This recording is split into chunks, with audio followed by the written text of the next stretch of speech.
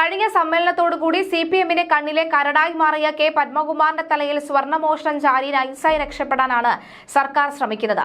എല്ലാം ബോർഡിന്റെ ഉത്തരവാദിത്തമാണെന്ന് പറഞ്ഞ് സർക്കാർ കൈകഴുകിക്കഴിഞ്ഞു.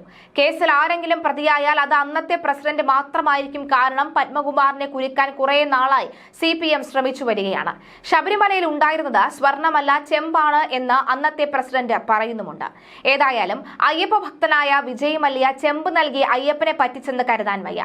ശബരിമല ശ്രീകോവിലുള്ള ദ്വാരപാലക വിഗ്രഹങ്ങളിൽ പൊതിഞ്ഞ 49 പവൻ സ്വർണം 20 വർഷം കൊണ്ട് ചെമ്പായി മാറിയ സംഭവത്തിന് പിന്നിൽ ദുരൂഹതകൾ ഏറെയാണ്. നയനാർ സർക്കാരിന്റെ ഭരണകാലത്ത് എൻ ഭാസ്കരൻ നായർ പ്രസിഡന്റും എം വിജി നമ്പൂതിരി, കാവ്യാട് ദിവാകരൻ പണിക്കർ എന്നിവർ മെമ്പറുമായിരുന്ന കാലത്താണ് UB group chairman Vijay Mallya Sabarimala ശ്രീകോവിലിൽ സ്വർണം പൊതിഞ്ഞത്. 30.3 കിലോ സ്വർണവും 1900 കിലോ ചെമ്പും ഉപയോഗിച്ചായിരുന്നു നിർമ്മിതി. 20 വർഷങ്ങൾക്ക് ശേഷം 2019 ദ്വാരപാലക ശില്പങ്ങൾക്ക് ഭംഗൽ സംഭവിച്ചു എന്ന കാരണത്താൽ ഇളക്കി മാറ്റിയത് വെറും ചെമ്പുപാളികളായിരുന്നു എന്ന് അന്നത്തെ Devaswom board member A Padmakumar പറയുന്നു. ഉണ്ണികൃഷ്ണൻ പോറ്റി എന്ന സ്പോൺസറുടെ കൈവശം ചെന്നൈയിലേക്ക് കൊടുത്തുവിട്ട പാളികൾ അവിടെ എത്തി പരിശോധിച്ച് മഹസർ തയ്യാറാക്കിയ അന്നത്തെ തിരുവാഭരണ കമ്മീഷണർ KS ബൈജുവും പാളികൾ ചെമ്പാണെന്നാണ് രേഖപ്പെടുത്തിയത്. എന്നാൽ വിജയ് മല്യ ശ്രീകോവിലിൽ പാനലുകളായി തിരിച്ച് പൂർണ്ണമായും ചെമ്പിൽ സ്വർണം പൊതിയുകയായിരുന്നു എന്നാണ് രേഖകളും വാർത്തകളും വ്യക്തമാക്കുന്നത്.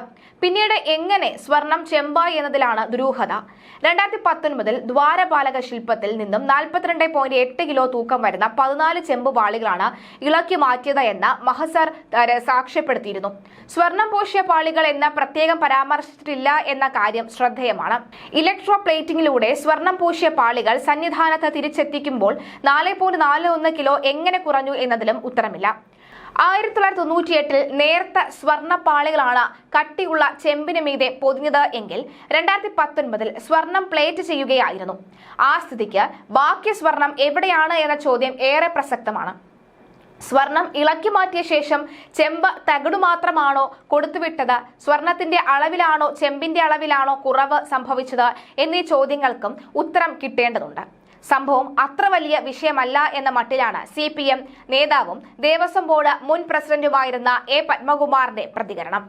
2019 14 പാളികളാണ് ദ്വാരപാലക ശില്പങ്ങളിൽ നിന്നും ഇളക്കി മാറ്റിയത്. ഇതിൽ സ്വർണത്തിന്റെ അളവ് 397 ഗ്രാമാണ് എന്ന്, അതായത് 49.625, അതായത് 49 പവൻ 625 ഗ്രാം എന്നാണ് വിജിലൻസ് SP ഹൈക്കോടതിയിൽ സമർപ്പിച്ച റിപ്പോർട്ടിൽ വ്യക്തമാക്കുന്നത്. ഇപ്പോഴത്തെ വില കണക്കാക്കിയാൽ 42.5 ലക്ഷത്തിലേറെ വരും.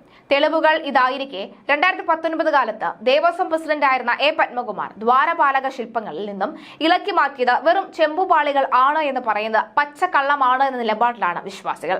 എന്നാൽ താൻ മാത്രം വിചാരിച്ചാൽ സ്വർണം ചെമ്പാക്കാൻ കഴിയുമോ എന്ന പത്മകുമാറിന്റെ ചോദ്യത്തിന് അർത്ഥങ്ങൾ ഏറെയുണ്ട്. 2019 കേരളത്തിൽ സ്വർണ്ണക്കടത്ത് ആരോപണങ്ങൾ ഉണ്ടായത്. അന്ന് സ്വർണം മാത്രമാണ് കേരളത്തിൽ വാർത്തയായിരുന്നത്. സ്വർണ്ണക്കട്ടികൾ ഗ്രീൻ ചാനൽ വഴി സംസ്ഥാനത്ത് എത്തിയപ്പോൾ ശബരിമലയിലെ സ്വർണമെല്ലാം വാർത്തയല്ലാതെയായി മാറുകയായിരുന്നു. ഇക്കാലത്താണ് ശബരിമലയിലെ യുവതീ പ്രവേശനവും നടന്നത്. അന്ന് അയ്യപ്പനോട് സർക്കാരിന് ഒരു താല്പര്യവും ഉണ്ടായിരുന്നില്ല. റിയൽ എസ്റ്റേറ്റ് ബിസിനസ്സിലൂടെ പെട്ടെന്ന് ധനികനായി മാറുകയും ശബരിമലയിലെ സ്പോൺസറായി പ്രവർത്തിക്കുകയും ചെയ്ത വ്യക്തിയാണ് ഉണ്ണികൃഷ്ണൻ പോറ്റി. മറ്റ് സംസ്ഥാനങ്ങളിലെ പ്രമുഖരായ അയ്യപ്പ ഭക്തർക്കിടയിലെ പാലമായി പ്രവർത്തിച്ചിരുന്ന ഉണ്ണികൃഷ്ണൻ പോറ്റിയെ പറ്റി പുറത്തുവരുന്ന വാർത്തകളിൽ ബാംഗ്ലൂരു ശ്രീരാമപുര അയ്യപ്പ ക്ഷേത്രത്തിലെ ഭക്തർ അത്ഭുതകരമെന്നാണ് പറയാറുള്ളത്. തിരുവനന്തപുരം കിളിമാനൂരിന് സമീപം പുളിമാത്താണ് ശ്രീകൃഷ്ണൻ പോറ്റിയുടെ സ്വദേശം. പുളിമാത്ത് ദേവീക്ഷേത്രത്തിലെ പൂജാരിയായിരുന്നു അദ്ദേഹത്തിന്റെ പിതാവ്. ചെറുപ്പകാലം മുതൽക്കേ പിതാവിനൊപ്പം ക്ഷേത്രത്തിൽ പൂജയ്ക്ക് സഹായിയായി നിൽക്കാറുമുണ്ട്. കൂടാതെ സമീപ ക്ഷേത്രങ്ങളിലെ ഉത്സവങ്ങളിൽ പൂജാരിമാരുടെ സഹായിയായും അദ്ദേഹം പ്രവർത്തിച്ചു. ശബരിമലയിലെ സ്വാധീനത്തിന് ഇടയിലാണ് അദ്ദേഹം റിയൽ എസ്റ്റേറ്റ് ബിസിനസ്സിലും കൈവച്ചത്. റിയൽ എസ്റ്റേറ്റ് രംഗത്തിൽ പെട്ടെന്ന് ധനികനായി മാറിയതിനു ശേഷമാണ് അദ്ദേഹം ശബരിമലയിലെ സ്പോൺസറായി മാറിയത്. തിരുവനന്തപുരത്ത് അടക്കം അദ്ദേഹത്തിന്റെ ബിസിനസ് ഇടപാടുകൾ നടന്നിട്ടുണ്ടെന്നും വിവരമുണ്ട്. ഉണ്ണികൃഷ്ണൻ പോറ്റിക്ക് എല്ലാ പ്രധാനപ്പെട്ട രാഷ്ട്രീയ നേതാക്കന്മാരുമായും അടുത്ത ബന്ധമാണുള്ളത്. ആദ്യകാലത്ത് നാട്ടിൽ CPM അനുഭാവിയായിരുന്നുവെന്ന് പറയപ്പെട്ടിരുന്നുവെങ്കിലും കർണാടക ജീവിതം അദ്ദേഹത്തെ BJP ആരാധകനാക്കി മാറ്റിയെന്നും നാട്ടിൽ സംസാരമുണ്ട്. എന്നാൽ കേരളത്തിലെത്തിയാൽ അദ്ദേഹം പക്കാ CPM ആയി മാറും.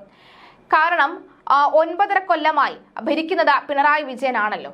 നിലവിൽ ഉണ്ണികൃഷ്ണൻ പോറ്റി പതിവായി ബാംഗ്ലൂരിൽ നിന്ന് വിമാനത്തിലാണ് തിരുവനന്തപുരത്ത് വരികയും മടങ്ങുകയും ചെയ്യുന്നത് എന്ന് തിരുവനന്തപുരം പുളിമാത്തിലെ നാട്ടുകാർ പറയുന്നു. ആദ്യകാലത്തെ ഉണ്ണിയിൽ നിന്ന് അദ്ദേഹം ഒരുപാട് മാറിയതായി നാട്ടുകാർ തന്നെ അഭിപ്രായപ്പെടുന്നുണ്ട്. ആദ്യ ഭാര്യയുടെ മരണശേഷം അദ്ദേഹം വീണ്ടും വിവാഹിതനായി. അദ്ദേഹത്തിന്റെ കുടുംബം ബാംഗ്ലൂരിലാണ് താമസിക്കുന്നത്. ശബരിമലയിലെ സ്വർണ്ണപ്പാളി, താങ്ങുപീഠം എന്നിവയുമായി ബന്ധപ്പെട്ട വിവാദങ്ങളിൽപ്പെട്ട ഉണ്ണികൃഷ്ണൻ പോറ്റി ഉന്നതരുമൊത്തുമുള്ള ചിത്രങ്ങൾ പുറത്തു വന്നിരുന്നു. ഉണ്ണികൃഷ്ണൻ പോറ്റിയുടെ ഇടപാടുകളിൽ അന്വേഷണ സംഘം ദുരൂഹത കണ്ടെത്തിയിരിക്കെയാണ് ഉന്നതരുടെ ചിത്രങ്ങൾ പുറത്തുവരുന്നത്. ഈ ബന്ധങ്ങളും ചിത്രങ്ങളും ഇയാൾ തട്ടിപ്പുകൾക്ക് ഉപയോഗിച്ചിട്ടുണ്ടോ എന്നതാണ് ഇപ്പോൾ അന്വേഷണ സംഘം പരിശോധിക്കുന്നത്. മുഖ്യമന്ത്രി പിണറായി വിജയൻ, കോൺഗ്രസ് നേതാവ് സോണിയാഗാന്ധി, ഉന്നത പോലീസ് ഉദ്യോഗസ്ഥർ തുടങ്ങിയവർക്കൊപ്പം ഉണ്ണികൃഷ്ണൻ പോറ്റി നിൽക്കുന്ന ചിത്രങ്ങളാണ് പുറത്തു വന്നത്. സെക്രട്ടേറിയറ്റ് വളപ്പിലുള്ള ചടങ്ങിലാണ് മുഖ്യമന്ത്രിക്കൊപ്പം ഉണ്ണികൃഷ്ണൻ പോറ്റി ഫോട്ടോയ്ക്ക് പോസ് ചെയ്തിരിക്കുന്നത്. പോലീസ് ആസ്ഥാനത്ത് ADGPയെ ആദരിക്കുന്ന ചിത്രവും പുറത്തു വന്നിട്ടുണ്ട്. ഉന്നതർക്കൊപ്പമുള്ള ഫോട്ടോഷൂട്ടിനായി ഇയാൾ പ്രത്യേക സന്ദർഭം ഒരുക്കിയിരിക്കുന്നു എന്നായിരുന്നു വിവരം. ഉണ്ണികൃഷ്ണന്റെ സാമ്പത്തിക ഭൂമി ഇടപാടുകളും അന്വേഷണ പരിധിയിലാണ്. തലസ്ഥാനത്തടക്കം വലിയ തോതിൽ ഉണ്ണികൃഷ്ണൻ ഭൂമി വാങ്ങിക്കൂട്ടിയെന്ന വിവരവും പുറത്തു വന്നിട്ടുണ്ട്. ബ്ലേഡ് പലിശയ്ക്ക് പണം നൽകി ഭൂമി കൈവശപ്പെടുത്തിയതും സംബന്ധിച്ച് ഇന്റലിജൻസ് അന്വേഷണം ആരംഭിച്ചിട്ടുണ്ട്. 30 കോടിയിലധികം രൂപയുടെ ഭൂമി ഇടപാടുകൾ നടന്നിട്ടുണ്ടെന്നാണ് സൂചന. ഇയാൾ പ്രധാന രാഷ്ട്രീയ നേതാക്കളുമായി അടുപ്പമുണ്ടാക്കുകയും അവർക്കൊപ്പം ചിത്രങ്ങൾ എടുക്കുകയും ചെയ്തിരുന്നു. മുഖ്യമന്ത്രി പിണറായി വിജയൻ, കോൺഗ്രസ് നേതാവ് സോണിയാഗാന്ധി, ഉന്നത പോലീസ് ഉദ്യോഗസ്ഥർ തുടങ്ങി അവർക്കൊപ്പം ഉണ്ണികൃഷ്ണൻ പോറ്റി നിൽക്കുന്ന ചിത്രങ്ങൾ പുറത്തു വന്നിട്ടുണ്ട്. സെക്രട്ടേറിയറ്റ് വളപ്പിൽ നടന്ന ചടങ്ങിൽ മുഖ്യമന്ത്രിക്കൊപ്പവും പോലീസ് ആസ്ഥാനത്ത് ADGP ആദരിക്കുന്ന ചടങ്ങിൽ പോലീസ് ഉന്നതർക്കൊപ്പവും ഉണ്ണികൃഷ്ണൻ നിൽക്കുന്ന ചിത്രങ്ങളും ഉണ്ട്. ഉണ്ണികൃഷ്ണൻ പോറ്റിയുടെ സ്വദേശം കിളിമാനൂരിന് സമീപം പുളിമാത്താണ്. പുളിമാത്ത് ദേവീക്ഷേത്രത്തിലെ പൂജാരിയായിരുന്ന പിതാവിനെ സഹായിച്ചാണ് ഉണ്ണികൃഷ്ണൻ ഈ രംഗത്തേക്ക് എത്തുന്നത്.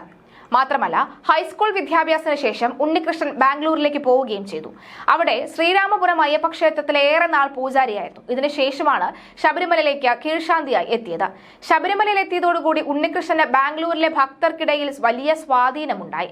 സമ്പന്നരായ ഭക്തർക്ക് ശബരിമലയിൽ ദർശനത്തിനും മറ്റുമുള്ള സൗകര്യം ചെയ്തു കൊടുത്തതോടുകൂടി അവരുടെ വിശ്വസ്തനായി. ക്രമേണ ഇതര സംസ്ഥാനങ്ങളിൽ നിന്നുള്ള പല ഭക്തരുടെയും, പ്രത്യേകിച്ചും പല ഉന്നത ഭക്തരുടെയും വഴിപാടുകളും സമർപ്പണങ്ങളും മറ്റും ഉണ്ണികൃഷ്ണൻ വഴിയായി. ഉണ്ണികൃഷ്ണൻ പെട്ടെന്ന് സമ്പന്നനായി എന്നാണ് നാട്ടുകാർ പറയുന്നത്. ആദ്യ ഭാര്യയുടെ മരണത്തെ തുടർന്ന് വീണ്ടും വിവാഹിതനായി കുടുംബം ബാംഗ്ലൂരിലും താമസം തുടങ്ങി. ശബരിമലയിലെ സ്വർണ്ണപ്പാളി 2019 ശേഷവും ഇളക്കി മാറ്റാൻ ശ്രമം നടന്നുവെന്ന രേഖകളുണ്ട്. ഇതിന്റെ ഭാഗമായി 2023 കത്തിടപാടുകൾ നടന്നു. 2019 ഉണ്ണികൃഷ്ണൻ പോറ്റി ആധുനികമായ രീതിയിൽ സ്വർണം പൂശി എത്തിച്ചുവെന്ന് പറയുന്ന സ്വർണ്ണപ്പാളിയാണ് വീണ്ടും അദ്ദേഹത്തിന്റെ തന്നെ ഇടപാടിൽ ഇളക്കി മാറ്റാൻ ശ്രമം നടന്നത്. എന്നാൽ ഹൈക്കോടതി ഇടപെടലിനെ തുടർന്ന് ഉദ്യോഗസ്ഥർ ജാഗ്രത കാണിച്ചുവെന്നാണ് വിവരം. എന്നാൽ ഇതിൽ ഇടപെട്ട ഒരു ഉദ്യോഗസ്ഥന്റെ പങ്കും സംശയത്തിന്റെ നിഴലിലാണ്.